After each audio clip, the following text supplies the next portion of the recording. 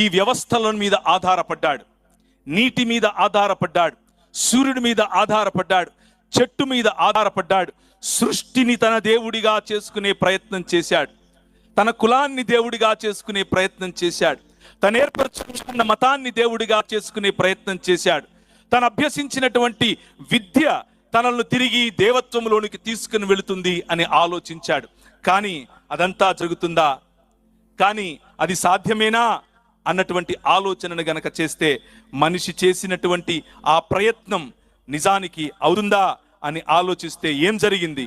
మనిషి తెచ్చుకున్నటువంటి పాపం, మనిషి సంపాదించినటువంటి దేవుని తిరస్కరణ మనిషిని మనిషిగా ఉంచలేకుండా పోయింది, అలా దేవుడిగా కూడా కాలేకపోయింది.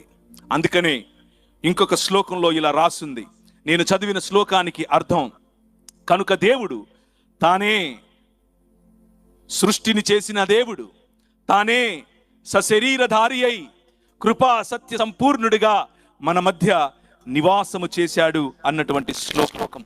ఇంకొక వాక్య భాగం వినండి. లిపిర్యథాస్తే నైకోపి ధార్మికో జన తథా జ్ఞానీశ్వర జ్ఞాని మానవః కోపి నాస్తి విమార్గగామినః సర్వే సర్వే దుష్కర్మకారిణః ఏకో జనోపి నో తేషాం సాధు కర్మ కరోతి చ.